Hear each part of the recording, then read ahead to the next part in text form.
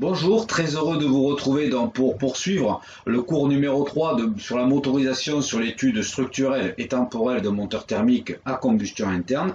Nous avons vu précédemment donc le principe de Bourg-de-Rochat qui se fait donc en 4 temps, en 4 courses de piston, en 2 tours de Villebrequin. Pendant la première course du piston, eh bien, il y aura l'admission, deuxième course la compression, troisième course la combustion détente et ensuite quatrième course, l'échappement. Nous avons vu donc tout cela précédemment. Nous allons continuer donc et poursuivre avec les principes physiques qui vont permettre à l'enceinte thermique de fonctionner. Donc les histoires de vase clos, vase ouvert, donc l'effet pompe-seringue. Nous verrons également les autres contraintes qui sont liées au fonctionnement du système de motorisation afin qu'il puisse rendre effective la fonction du système de motorisation, c'est-à-dire de créer l'énergie mécanique nécessaire au mouvement de la moto. L'enceinte thermique et le système bien de manivelle ne suffisent pas et donc nous verrons quels sont les autres sous-systèmes qui remplissent des fonctions annexes afin d'atteindre l'objectif donc de la fonction principale de la motorisation qui, je le rappelle, est de créer l'énergie mécanique nécessaire à la mise en mouvement du véhicule.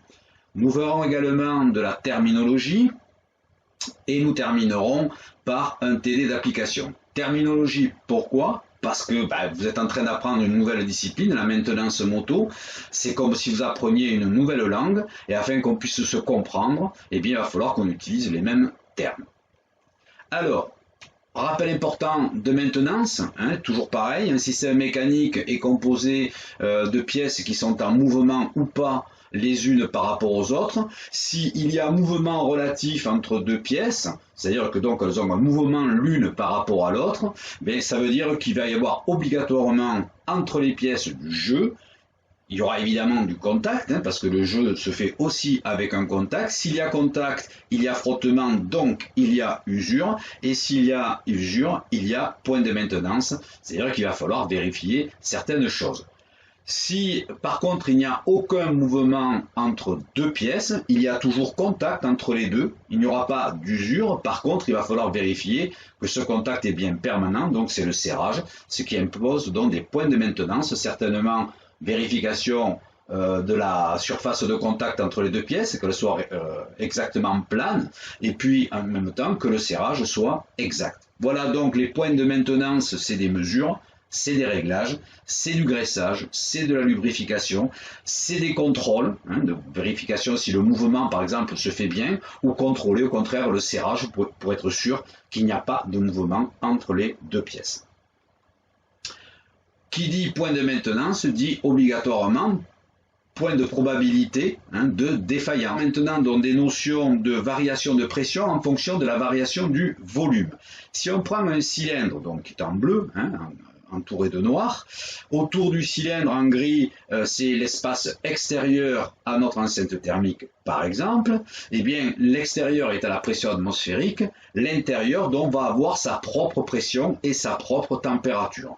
Si je mets au milieu de mon enceinte thermique un piston mobile, donc la pièce grise, on s'aperçoit que devant le piston, sur le volume A, il va régner une certaine pression et une certaine température, et de l'autre côté du piston, derrière le piston, en dessous du piston, eh bien, il va y avoir le volume B dans lequel on va pouvoir avoir une pression et une température différentes de l'extérieur comme de A. Alors, si maintenant je fais déplacer mon piston vers la gauche, que va-t-il se passer? On va se rendre compte que le volume a diminué, c'est-à-dire le volume devant le piston a diminué, et le volume derrière le piston, le volume B, a augmenté. Si le volume A se réduit, obligatoirement, naturellement, eh bien, la pression va augmenter. Si le volume B augmente, comme c'est le cas, eh bien, obligatoirement, la pression en B va diminuer. Donc, il y a une relation inverse entre le volume et la pression. Si le volume augmente, la pression diminue, et si le volume diminue, la pression augmente. Alors, regardons maintenant ce même espace, donc cette enceinte thermique qui était en vase clos, puisqu'il n'y avait aucune communication avec l'extérieur si je crée une communication de part et d'autre de mon piston, donc sur la partie avant, partie haute de mon piston, et sur la partie basse de mon piston. Auquel cas, le volume A et le volume B, étant en lien avec l'extérieur, peuvent se retrouver à la pression atmosphérique et à la température extérieure. Je déplace mon piston, toujours pareil, vers la gauche, auquel cas le volume A va diminuer, mais je vais mettre en mouvement la masse gazeuse qui est contenue dans le volume A, et elle va pouvoir s'échapper par X. Au contraire, si je regarde du côté du volume B, le volume B, si je déplace mon piston vers la gauche, va augmenter, auquel cas je vais pouvoir faire rentrer par aspiration, via Y, eh bien, les gaz qui sont à l'extérieur de mon enceinte thermique. C'est donc ces deux principes-là qui seront utilisés pour faire fonctionner notre moteur, notre enceinte thermique. Eh bien, tantôt, quand on va vouloir augmenter ou diminuer la pression, eh bien, on va utiliser le vase clos. Et tantôt, quand on va vouloir faire rentrer ou sortir de la masse gazeuse à l'intérieur ou à l'extérieur de mon enceinte thermique, eh bien, je vais utiliser la mise en mouvement de la masse gazeuse par le déplacement du piston. Alors, dans les contraintes que nous allons rencontrer, donc on vient de voir la première contrainte, c'est de faire rentrer le mélange carburé et faire sortir les résidus de combustion. Nous avons vu que donc en mettant des ouvertures et en utilisant le mouvement du piston et la variation de volume, on pouvait donc faire rentrer et faire sortir des éléments par les ouvertures sur l'enceinte thermique. C'est donc important que d'utiliser cet effet pompe de thermique. Vous noterez également que sur la partie basse, donc au niveau du vilebrequin, il y a un passage entre le vilebrequin et l'extérieur, le carter du vilebrequin, pardon, et l'extérieur. Ce qui veut dire que le dessous du piston est toujours à la pression atmosphérique, ou tout au moins a toujours un lien vers l'extérieur. Pourquoi? Tout simplement, si on veut que quand le piston monte, il ne soit pas retenu par l'effet naturel que génère l'augmentation de volume, c'est-à-dire la diminution de pression, c'est-à-dire je le retiens, eh bien il va falloir permettre à la pression atmosphérique de rentrer par ce petit trou. Par contre, quand je veux expulser les gaz de mon cylindre, il va bien falloir que mon piston puisse remonter, auquel cas il va falloir également une transition entre le dessous du piston et l'extérieur afin que le piston puisse se mouvoir sans retenue de la part des effets physiques des augmentations et diminutions de volume. Contrainte numéro 2, il faut qu'on amène le mélange carburé, qui se trouve lui à l'extérieur de mon enceinte thermique.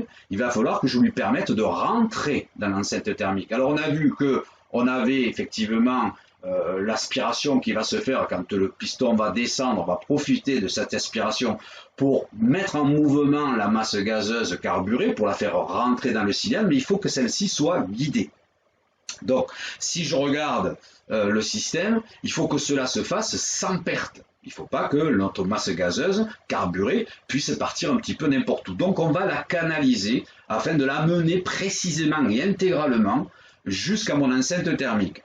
Si je regarde le système tel qu'il est fait, on s'aperçoit donc qu'on a une partie de la masse gazeuse qui est de l'air. Cet air, on le puise à l'extérieur, on va le filtrer à travers un filtre afin d'enlever les poussières et éviter d'abîmer les pièces en mouvement dans l'enceinte thermique.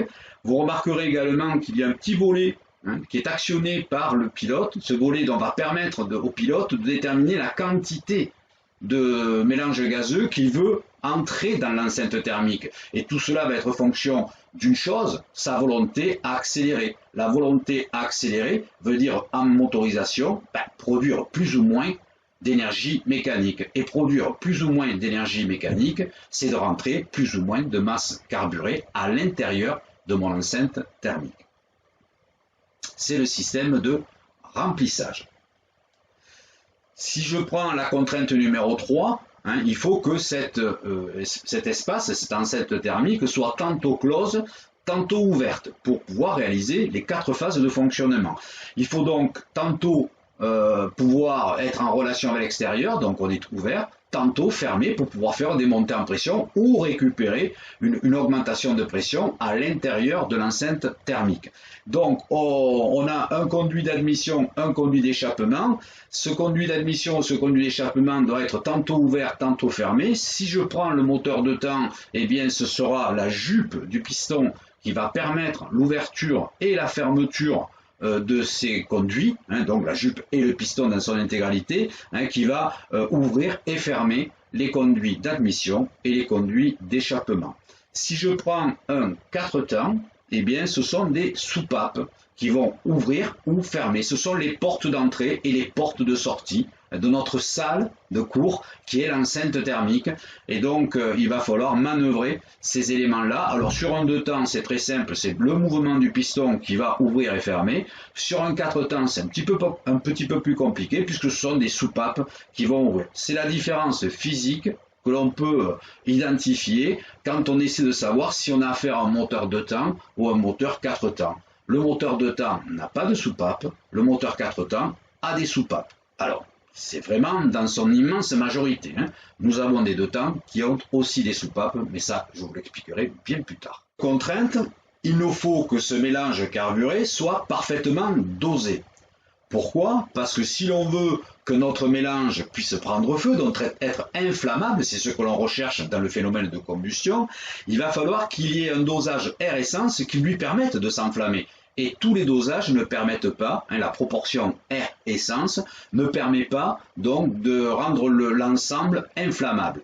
Donc il va falloir qu'on ait un système extérieur à l'enceinte thermique, mais toujours dans le système de motorisation, qui nous permette donc de mélanger l'air et l'essence, de le doser, afin de rendre ce mélange donc avec des proportions air-essence qui correspondent à ce que l'on recherche, donc l'inflammabilité, mais également aussi la production d'énergie de chaleur. Il faut que ce mélange soit homogène, c'est-à-dire qu'il y ait une répartition parfaite entre l'essence et l'air, qu'on n'ait pas l'essence d'un côté et l'air de l'autre, ce qui rendrait l'inflammation et la combustion très peu énergétiques. Et il faut également que l'essence soit, et ce mélange soit à l'état de vapeur. Alors pour l'air c'est facile, pour l'essence il faut rendre du liquide en vapeur, et pour cela eh bien on va le pulvériser. Donc c'est pour cela que on va faire des fines gouttelettes d'essence qui vont être donc mélangées à l'air. Pourquoi? Parce que si on regarde de l'essence, si on la pose sur une table à la pression atmosphérique et qu'on lui met le feu, on va s'apercevoir, si on regarde bien du côté latéral, on va s'apercevoir que c'est pas l'essence qui prend feu, mais c'est la vapeur. L'essence s'évapore et en s'évaporant, elle se mélange à l'air, et c'est cette partie-là qui prend feu. Donc il va falloir impérativement donc qu'on ait un mélange et donc une essence qui soit vaporisée en fines gouttelettes, ce qui veut dire qu'on a des petites particules qui vont pouvoir émettre chacune un peu de vapeur. Cette vapeur va prendre feu et en même temps ça va déclencher une combustion beaucoup plus rapide. Donc il faut un système qui nous permette donc de doser, de vaporiser et d'homogénéiser notre mélange gazeux, le mélange carburé qui va rentrer à l'intérieur de mon enceinte thermique. Et ce système-là, c'est le système de carburation. Alors, on a 2 technologies qui sont utilisées pour réaliser cette fonction carburation. La technologie ancienne qui est vouée à disparaître, c'est la technologie du carburateur. On voit bien notre conduit d'air que vous voyez qu'on avait tout à l'heure pour amener la masse gazeuse à l'intérieur dans le système de remplissage, avec son bourrelet de gaz qui fait varier le débit, donc la quantité que l'on veut rentrer à l'intérieur de l'enceinte thermique, et on y adjoint perpendiculairement un système avec des gicleurs, un vaporisateur, enfin toutes ces choses-là qui vont faire que l'essence va être vaporisée à l'intérieur du conduit et va donc se mélanger à l'air. Eh bien, le système d'injection qui est à côté fait exactement pareil, c'est pareil, la même fonction, c'est-à-dire qu'il va falloir pulvériser, donc on va utiliser non pas un diffuseur et un gicleur, par contre on va utiliser un injecteur. Et cet injecteur, lui, va injecter de l'essence qui est déjà sous pression par le système et qui va être piloté par le calculateur, cet injecteur, pendant un certain temps. Et le temps d'ouverture de l'injecteur va déterminer donc une certaine quantité d'essence, et cette quantité d'essence va être mélangée à l'air dans le conduit de remplissage. Et la quantité, toujours pareil, sera donnée par le pilote qui agira sur le volet de gaz. Cinquième contrainte, il faut optimiser ce mélange. C'est-à-dire que ce mélange gazeux à la pression atmosphérique va générer effectivement de l'énergie, c'est-à-dire de la chaleur, de la lumière. Mais si on veut que cette chaleur et cette lumière soient encore plus importantes, il va falloir bien qu'on le mette sous pression. Un mélange sous pression est beaucoup plus énergétique, donc va fournir beaucoup plus de chaleur qu'un mélange à la pression atmosphérique. Donc il va nous falloir utiliser l'effet pompe de notre système d'enceinte thermique, donc avec une variation de volume, c'est-à-dire qu'on va réduire le volume dans lequel est contenu le mélange carburé, on va le réduire, et en réduisant ce volume, donc on est en espace clos à ce moment-là, eh bien on va voir la pression de ce mélange carburé qui va augmenter, et de fait sa température, puisque c'est aussi une conséquence directe de la montée en pression, c'est la montée en température. Attention à la température, il ne faut pas qu'elle dépasse la température d'inflammation du mélange gazeux. Je vous rappelle que pour l'essence, c'est aux alentours de 380 degrés. Un mélange air-essence prend feu à 380 degrés. Alors il y a des systèmes qui effectivement vont utiliser l'effet de pression pour déclencher la mise à feu de notre système. Ce sont les moteurs dits diesel. Sixième contrainte, déclencher la mise à feu de mon mélange carburé. Donc je l'ai préparé, il faut maintenant le mettre en combustion pour récupérer la détente des gaz afin de pouvoir propulser notre piston le plus loin possible avec la plus grande accélération possible afin qu'il génère la force la plus importante sur la bielle et donc sur le vilebrequin. Pour cela, on va utiliser le principe de l'étincelle, de l'arc d'un orage par exemple, et quand on voit l'électricité traverser l'air, on va utiliser ce même phénomène, c'est-à-dire le courant de ionisation qui permet à de l'électricité de traverser l'air. On va utiliser un principe qui est tout simple, c'est le principe de la bougie, et c'est le système d'allumage qui va générer cela. Donc le système d'allumage va générer un courant suffisamment fort pour qu'il atteigne une tension de ionisation, donc qui permette au courant de passer entre les deux électrodes de la bougie, ainsi générer un arc électrique. Cet arc électrique, c'est en fait une source de chaleur qui va permettre au mélange carburé de pouvoir être mis à feu et donc se mettre en combustion. C'est un moment précis, on ne fait pas ça n'importe comment, n'importe quand. Il faut absolument que cette étincelle-là soit déclenchée à un moment précis où se trouve le piston pour que le résultat que l'on attend, c'est-à-dire cette détente des gaz, soit maximal. Septième contrainte, il faut faire en sorte que ce cycle de fonctionnement se fasse de façon chronologique, de façon continue.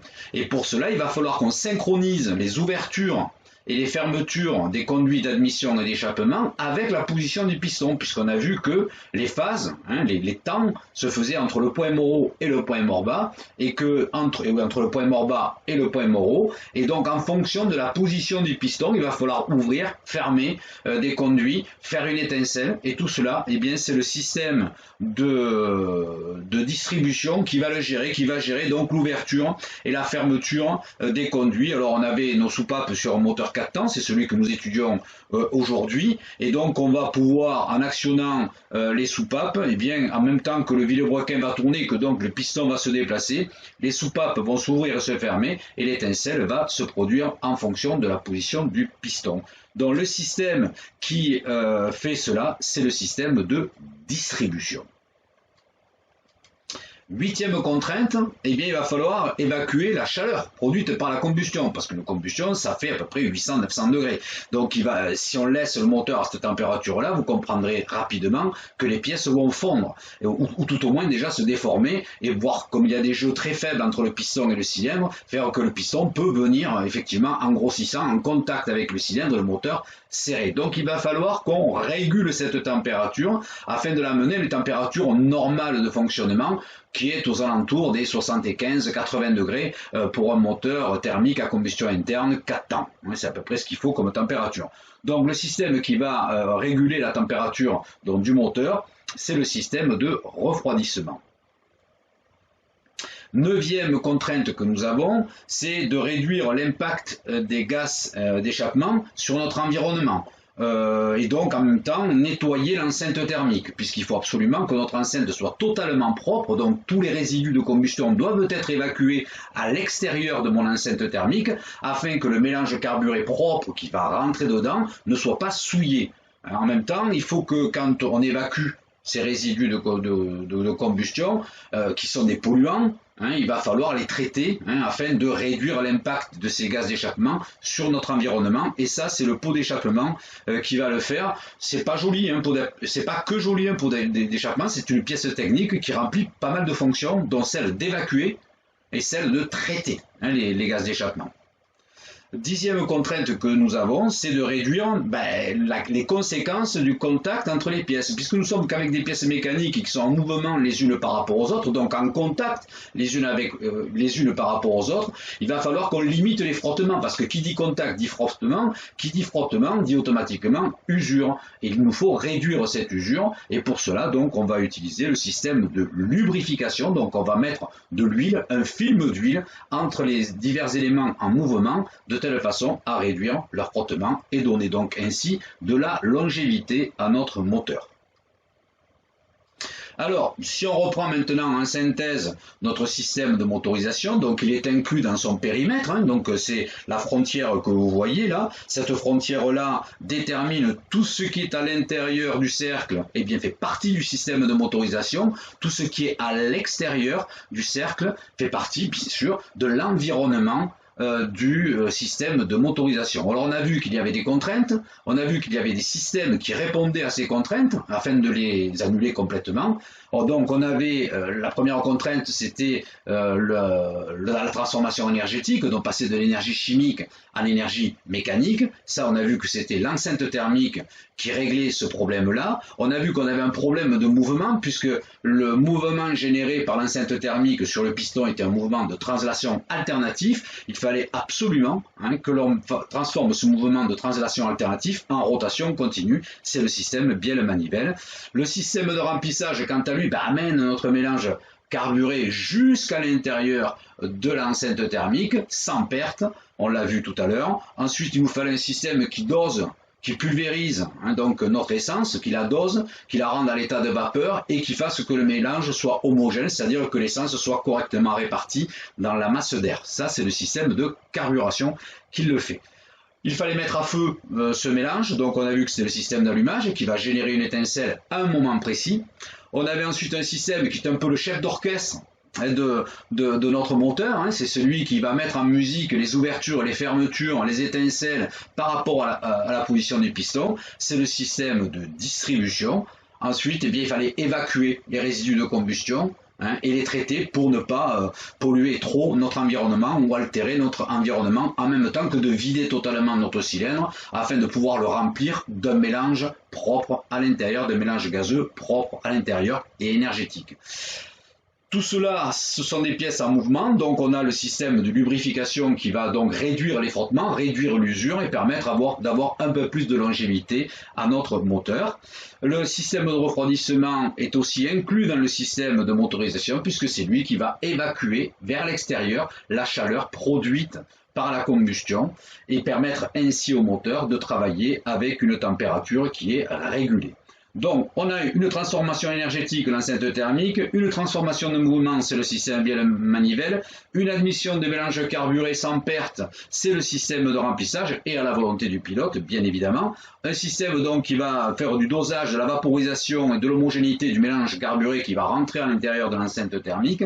On a un système d'allumage qui va déclencher la combustion à un moment précis. Un système de distribution donc qui va synchroniser toutes les phases de fonctionnement du cycle de Boderocha. Un système d'échappement qui lui aura pour fonction d'évacuer et de traiter les résidus de combustion, le système de lubrification lui qui va limiter les frottements et le système de refroidissement qui va être là pour réguler la température de fonctionnement de notre moteur. Alors, tout cela avec un seul but, un seul objectif, l'objectif du système de motorisation. Vous aurez bien compris que donc tous ces systèmes-là, ces 9 systèmes-là, font partie du système de motorisation et ce sont eux qui font le système de motorisation qui a pour fonction, lui, de créer l'énergie mécanique nécessaire à la mise en mouvement du véhicule. Alors, on a vu qu'il y avait des frontières qu'à l'intérieur de ces frontières, on avait les éléments, les sous-systèmes qui composaient le système de motorisation, eh bien ce système-là va avoir besoin d'une aide extérieure ou de rejeter à l'extérieur des choses. Donc le premier qui va intervenir sur le système, c'est le pilote, c'est l'action du pilote sur la poignée de gaz qui lui va demander plus ou moins de quantité d'énergie mécanique. Donc quand on tourne la poignée de gaz, en fait, qu'on veut davantage d'accélération, on est en train de demander à notre système de motorisation de produire plus ou moins d'énergie mécanique. Le système de remplissage, lui, on l'a vu, il capte de l'air et donc cet air est à l'extérieur évidemment du système, donc il faut aller le puiser dehors. On a le système de carburation qui utilise de l'énergie primaire qui est l'essence, qui elle aussi se trouve à l'extérieur de notre système de motorisation. Le système d'allumage, lui, fonctionne par une étincelle qui est produite par un courant électrique, donc il nous faudra de l'électricité. Cette électricité se trouve à l'extérieur de notre système et l'échappement va rejeter vers l'extérieur donc les résidus, de la chaleur, du bruit, des gaz polluants. Le système de lubrification, lui, va rejeter également à l'extérieur de notre système de l'huile usagée, donc il va falloir traiter des particules, de la chaleur. Et le système de refroidissement, lui, va rejeter le liquide, évidemment, puisqu'il faut le vidanger de temps en temps, et également de la chaleur. Voilà donc tout ce qui fait l'environnement de notre système de motorisation externe et ensuite tous les sous-systèmes qui composent notre système de motorisation. Vous comprendrez que quand on fait du diagnostic, eh bien on va étudier le symptôme afin de voir si un des éléments soit externe, soit interne n'est pas réalisé. On va parler terminologie maintenant, parce qu'effectivement, vous êtes en train d'apprendre une nouvelle langue, la langue de la maintenance moto. C'est un peu comme l'anglais, l'espagnol, l'allemand. Il va falloir en connaître certains termes afin que nous puissions tous pouvoir dialoguer et se comprendre essentiellement. Donc, vous allez, quand on va parler de motorisation, de fonctionnement d'un moteur, du cycle de Baudot-Rochat, nous allons parler de points référence. Ce sont des points, donc les points référence, c'est les points moraux et les points morts bas de notre piston. Ça, ce sont des points référence. Il y en a donc deux dans le fonctionnement de moteur. Soit on est au point mort haut, soit on est au point mort bas. On va du point mort bas au point mort haut ou du point mort haut au point mort bas. Je rappelle que la distance entre le point mort haut et le point mort bas est appelée la course. Et ça correspond à un diamètre de Villebrequin. Toujours dans la terminologie, vous allez découvrir un autre terme, l'événement. Alors, l'événement, c'est quoi? C'est un fait qui se produit, qui arrive à un moment donné. Donc, on en a 5 dans le cycle de Baudot-Rochat. On a l'ouverture du conduit d'admission, la fermeture du conduit d'admission, l'ouverture du conduit d'échappement, la fermeture du conduit d'échappement. Et 5e événement, l'étincelle. Voilà. Donc, si on récapitule un petit peu tout ça, on a 2 points référence, point mort haut, point mort bas, et on a 5 événements, et avec cela, on va pouvoir décrire le cycle de fonctionnement de Baudot-Rochat. Vous avez un petit aidé d'application, donc là on va essayer de voir si vous avez bien compris tout cela, si vous êtes capable de repositionner les choses correctement et donc pouvoir expliquer correctement le cycle de fonctionnement. Je vous ai fait dans votre cours, dans votre support cours, vous avez déjà la phase d'admission qui est réalisée, donc avec la position du piston au début de la phase, ainsi que donc le conduit qui est ouvert, qui a un feu vert, donc c'est le conduit d'admission. On a la flèche comme quoi on dit que durant la phase, le piston va partir du haut, du point référence, point mort haut, et va aller jusqu'au point mort référence, le point mort bas, durant cette phase, que le conduit d'échappement est fermé, donc quand il est fermé, on met un feu rouge, dont les gaz ne peuvent pas passer par là, et donc arrivé à la fin de la phase, le piston est bien arrivé à son point référence bas, donc il clôture la phase, et automatiquement les événements qui vont se produire à ce moment-là, c'est que notre conduit d'admission qui était ouvert est maintenant fermé, et le conduit d'échappement reste lui aussi fermé. On a un petit tableau synthèse de tout cela, ici. Donc, point référence du début de phase, c'est le point mort haut. Point référence de fin de phase, c'est le point mort bas. Le mouvement du piston, il va de haut en bas. D'accord? Donc il va descendre durant cette phase-là. L'ouverture du conduit, on a le conduit d'admission qui est ouvert durant la phase. L'événement de début, l'événement de début c'est l'ouverture. L'événement de fin c'est la fermeture du conduit. Durant la phase, il n'y a qu'un seul conduit qui est ouvert, c'est celui de l'admission. Quant aux conduits qui sont fermés durant la phase, il y en a un seul là, c'est l'échappement. Si on regarde maintenant ce qui se passe au niveau des volumes, durant la phase, le volume au-dessus du piston va augmenter, ce qui veut dire que la pression va diminuer. Voilà ce que j'attends de vous pour compléter les autres phases, dont la phase compression, la phase combustion détente et la phase échappement. Voilà, nous avons terminé. Donc vous compléterez votre document, vous me positionnerez les feux verts, les feux rouges, les pistons. Alors tout cela est déjà fait dans votre document, vous aurez simplement qu'à les déplacer pour les mettre à la bonne place. Vous m'indiquerez aussi, vous positionnerez les flèches de montée et de descente du piston, ainsi que de compléter le tableau central. Voilà, nous avons donc terminé le cours numéro 3 sur le côté fonctionnel, structurel, temporel d'un moteur thermique à combustion interne. Et donc, vous avez normalement appris le cycle théorique de Baudrochat. Maintenant, dans les prochains cours, nous verrons comment ce cycle théorique a été transformé dans la réalité. Au revoir.